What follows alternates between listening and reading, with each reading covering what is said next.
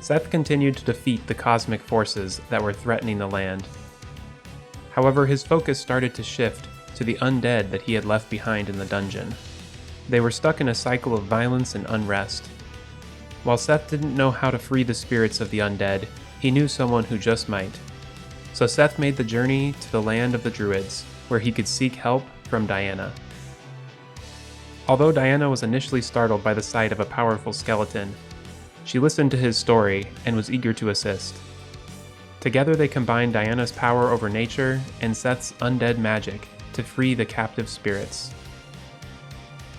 While some chose to finally rest, others took inspiration from Seth and decided to embark on their own journeys. When Seth first left the dungeon, he didn't have any plans other than adventure, but along the way, his purpose found him. This is the story of Seth the Skeleton, liberator of the undead. Welcome back. This is Rito here with another Terraria Spirit Mod Let's Play episode. We are playing as Seth the Skeleton using melee and magic weapons. And last episode, we defeated the lunatic cultists, we defeated Betsy, and we've got one more pillar left until we can start fighting the Moonlord, and then work on the Overseer. I heard it's going to be a really tricky battle, so I'm excited to see how that boss is. And I've got a few more things prepared in between episodes, just mainly getting life fruits. I also switched our accessories around a little bit. We're optimized for damage and mobility here, so we should be pretty good against the Moonlord. And I think I'm actually going to use this unicorn mount. I dyed it brown and silver and it looks kind of cool. It looks like a horse. And I think this will be good if we need to get a higher max speed running.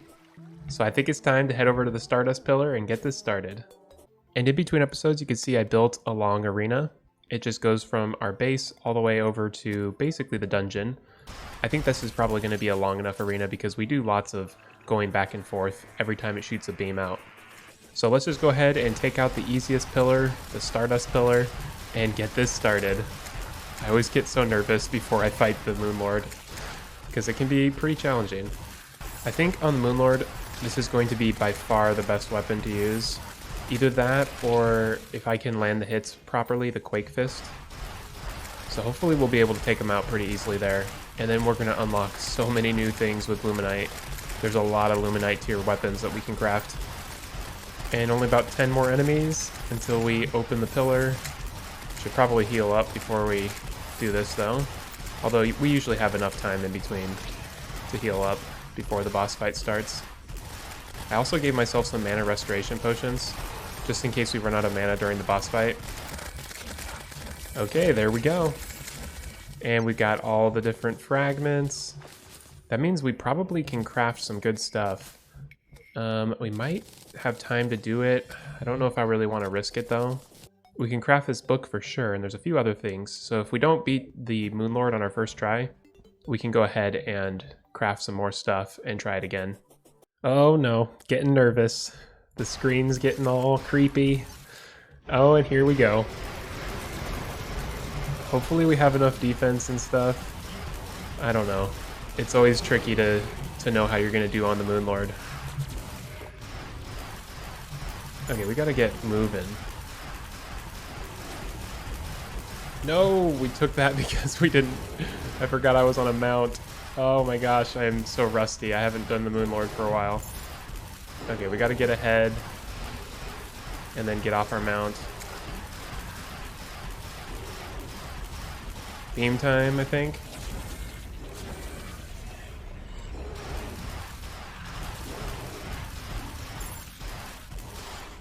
This is so bad. Okay, at least we got around him that time. We've got a little bit of a better rhythm going here. I think we only need to do the eye now.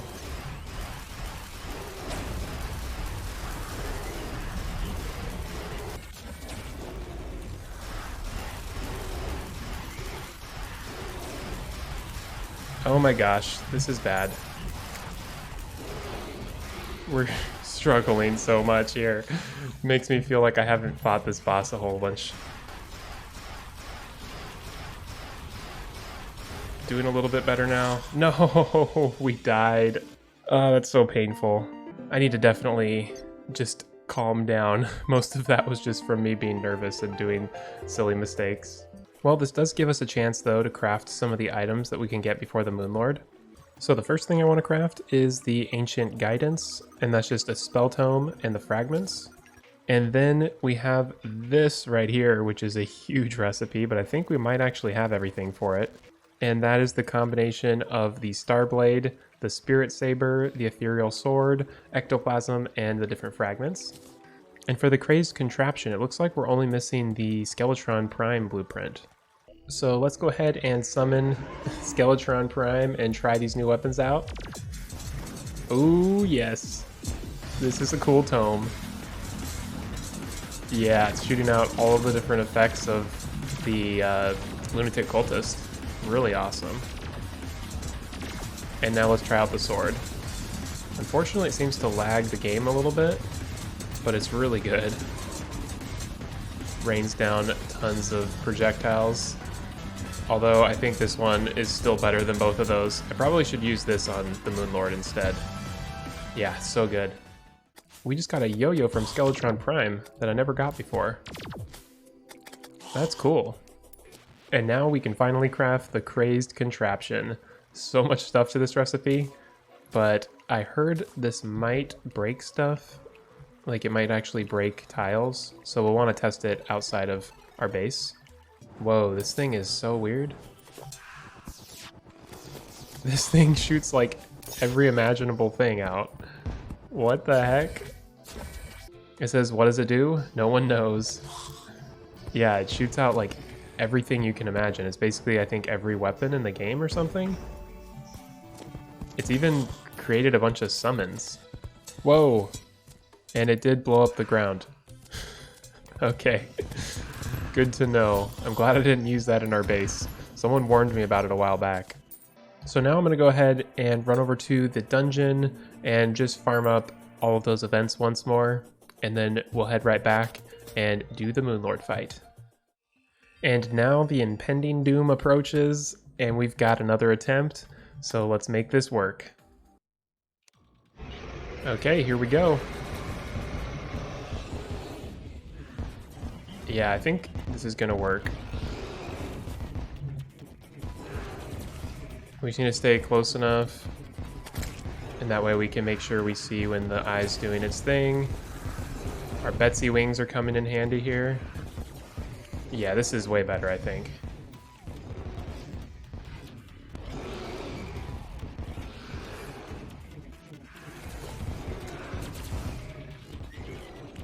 Oh no, taking hits. Oh my goodness. Did we miss that? That was like the closest I've ever been to getting hit and still missing it. That was a close call. Okay, so now we just recharge our mana. And we need to get to the ground so we can reset our flight. There we go.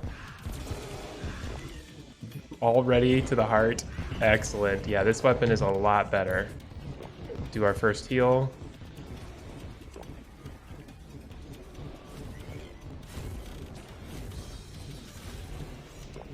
Okay, I don't know if we're landing the hits properly. We gotta maybe stay a little bit closer so we can see the chest.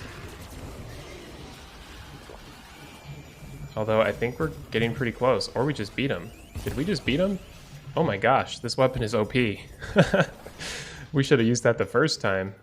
And there we go. We defeated the Moonlord right on top of our spirit biome. So cool. Whoa, I just had something that made us move really quickly. That was weird. There's like a little buff right here. Temporal shift. Oh, that's from our gloves. They make us run fast. We have this temporal phase flux ability. That's pretty sweet. And we've got the lunar portal. We've got the suspicious looking tentacle, the gravity globe, of course, Luminite, a portal gun, and the Heart of the Moon. Does 11% increased damage. Getting hurt spawns 6 moon globules around the player. Attacks have a chance to grant a player the will of the Celestials. increasing life regeneration and reducing damage taken. That's actually really good. Well, I'm glad we used our weak weapon first, so we could see how hard the boss could be before we used the most OP weapon I think you can get pre-Moonlord. So now let's put all of this stuff away, and we can craft some Luminite. There we go, 24 bars. So I already know we're going to need a whole bunch of these treasure bags, so I just bought a few from the operator NPC, and we'll see what we get. I don't know if there's any new weapons or anything that we need to be looking out for, but we've got a whole bunch of stuff. We can probably just sell some of this, but the main thing was getting more Luminite. Ooh, we did get a Radiant Jewel though. Never seen that before. Oh, that's part of the magic storage. We can craft this right here, which I think is the summon for the Overseer.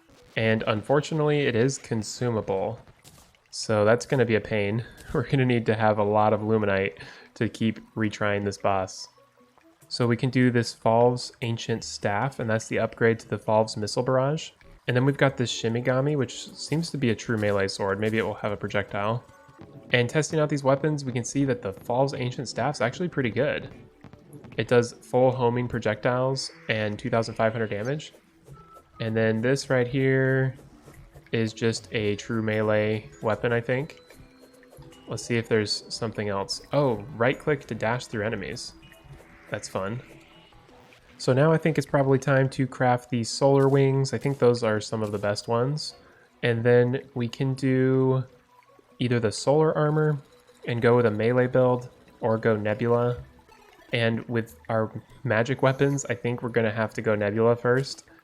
We've got 81 defense, and now we've got 72, but we have the set bonus of all of the buff boosters that the Nebula armor does. Well, I'm feeling a bit scared to try this, but I think it's time to fight this boss. I have absolutely no idea what this boss is going to do, but let's give it a try. Apparently you can only spawn them in this biome. Oh my gosh. This is kind of insane already. I have no idea what's going on, but we've got to collect some of these buffs and hope for the best here. This is the scary boss. So many projectiles. Hopefully it doesn't have like 2 or 3 phases that confuse you and make you think like you've won.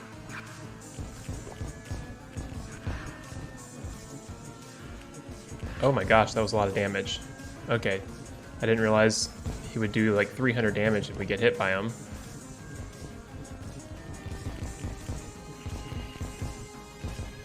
So far, the effects are something we can dodge.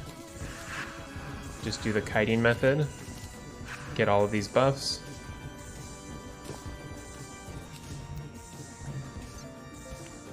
Oh, did he just despawn? That was a waste of a summon. We had done pretty well too. Okay, I guess we were just too far away. Oh no. Oh no, we're gonna get killed right off the bat. This is horrible. Oh man, I didn't have my fingers on the right buttons. I think my fingers were like one to the left of ASW or whatever. Man, that was stressful. This is so scary. I don't understand this boss. Okay, at least we have the right buff on our weapon that gives us increased movement speed. No, we got him down pretty far though. Oh my gosh. Oh no, oh no. This is insane. What happened there? He like went absolutely crazy. And here we go again. I think we may have actually had the night finish, which might have been what caused him to go crazy on us, because I couldn't even resummon him just there.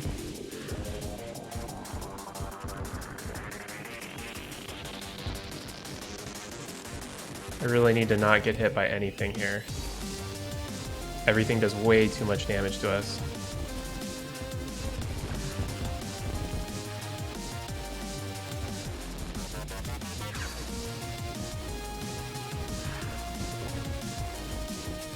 At least we've got so many of these little particles all over the map that buff us. The more we fight them, the more of these are left behind.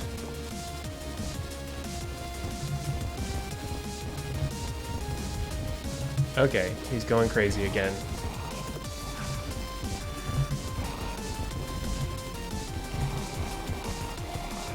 Oh no. What is going on here? We gotta get away. I keep circling back because I don't know if we need to be in the spirit biome. Oh my gosh.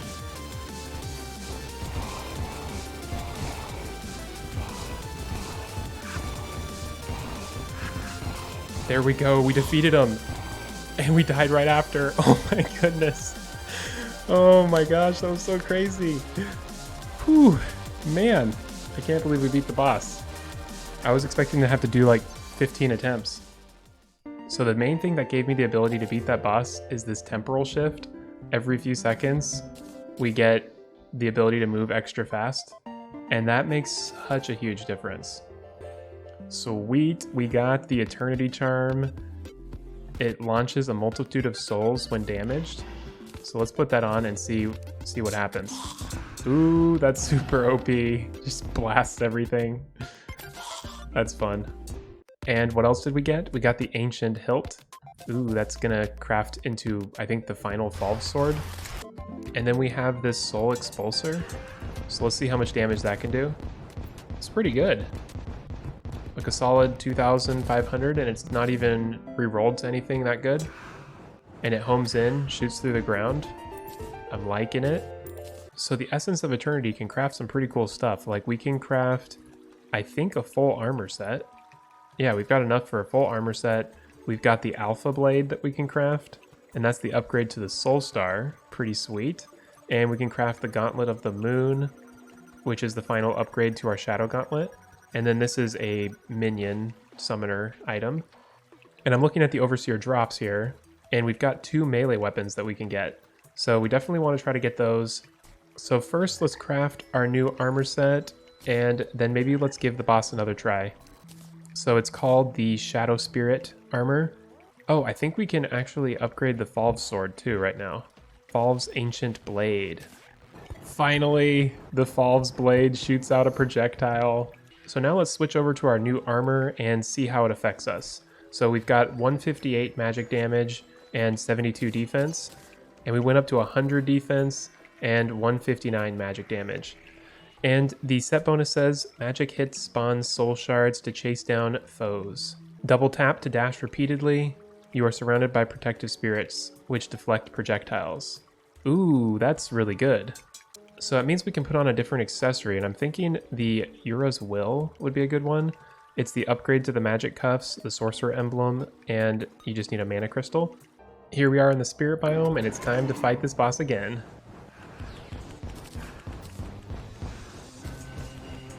We still have a bunch of these things on the arena, so that's actually really good. Oh no, we're taking hits already. No! Run, Rito, run!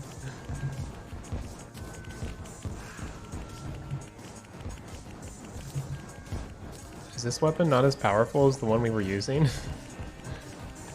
Okay, maybe let's switch back to this one.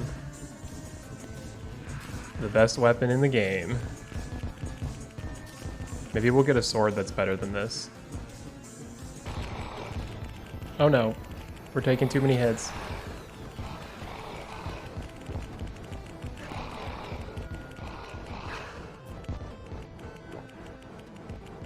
We gotta defeat him. We gotta defeat him. This boss is so insane.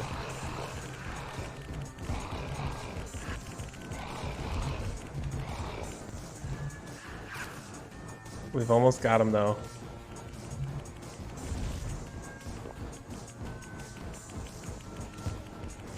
There we go, we defeated him again.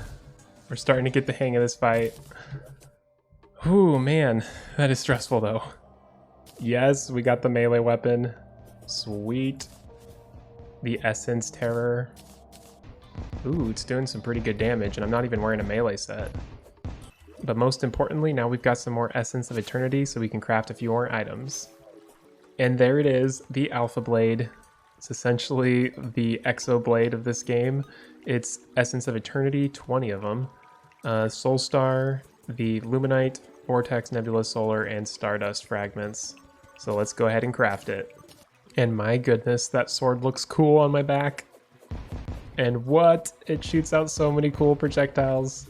And now after grabbing some more materials from some of the vendors, we are ready to craft the Gauntlet of the Moon, the best melee accessory. And it is just a combination of Forbidden Fragments, Cursed Flame or Ichor, Essence of Eternity, and the Shadow Gauntlet. And fortunately, we actually have 6, so we can craft this. And this gauntlet increases melee damage by 15% and melee speed by 10%. It occasionally inflicts Ichor, Cursed Inferno, and Daybroken. And melee attacks grant you Onyx Whirlwind, which increases movement speed. This thing is so awesome. I hope it absolutely shreds this boss. Let's start this up. Oh my gosh. We're doing like 20,000 damage. 15, 16,000. This is insane. I didn't even think we'd have this much damage. I was expecting like to be lucky if we could get 5 or 6,000. But we're just destroying the boss now. This is like Zenith levels of power. And it gives us increased movement speed, which is also insane. Plus we got Ichor and all sorts of stuff. Oh my gosh, we are so OP now. Oh, I love it. We got the Aeon Ripper. That's the final weapon that we needed.